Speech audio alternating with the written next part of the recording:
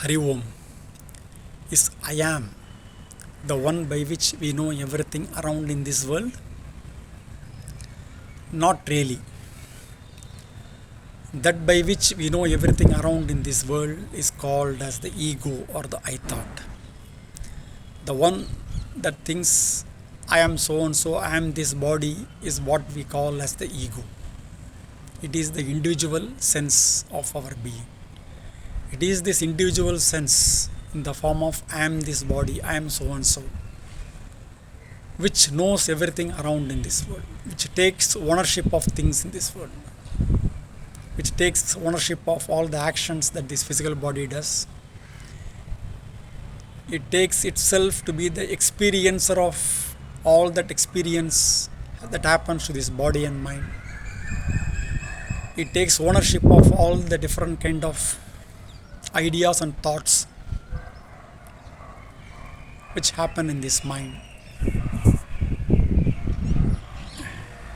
It is the one which has a sense of obligation and duty towards a family, society, a group, etc. So it is this ego by which we know everything around in this world.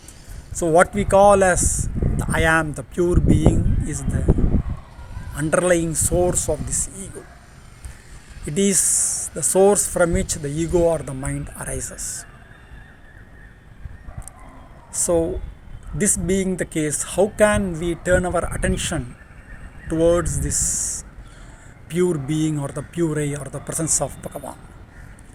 As and when any thoughts arise, immediately our attention should be turned towards the source of the rising thought.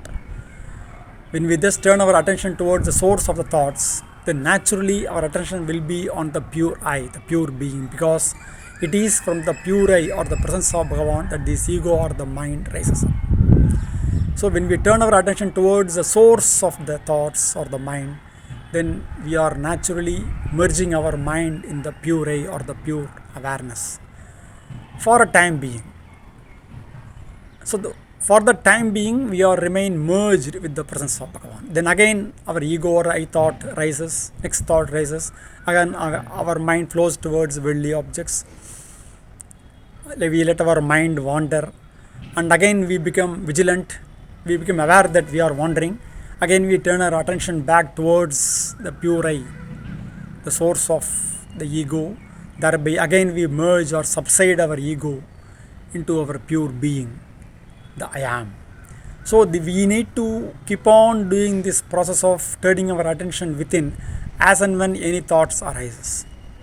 For each and every thought which arises, we need to do this internalization of our mind, the shifting of our attention towards the pure I or the pure being all the time.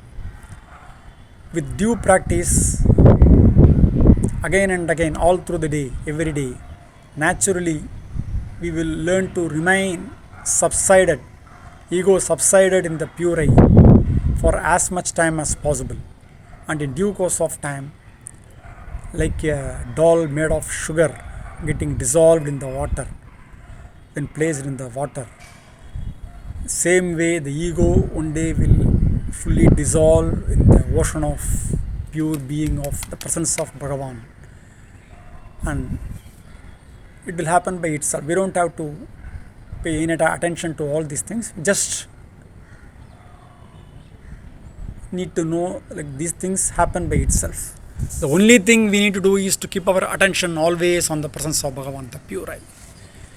And any thoughts which take us towards the external world, outside world, as we remain vigilant and watchful, we can again bring back our attention back to the pure I or pure being, the presence of Bhagavan, by shifting our attention back to the source of thoughts, where from these thoughts arise.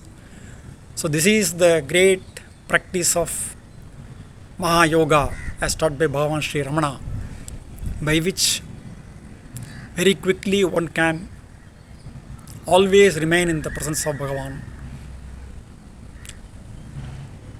here and now.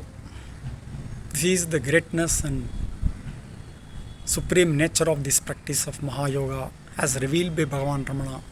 And for this, let us have immense gratitude towards Bhagavan Ramana for whatever he has given us, the great freedom and infinite peace and happiness. Arunachala Shiva, Arunachala Shiva, Arunachala Shiva, Arunachala.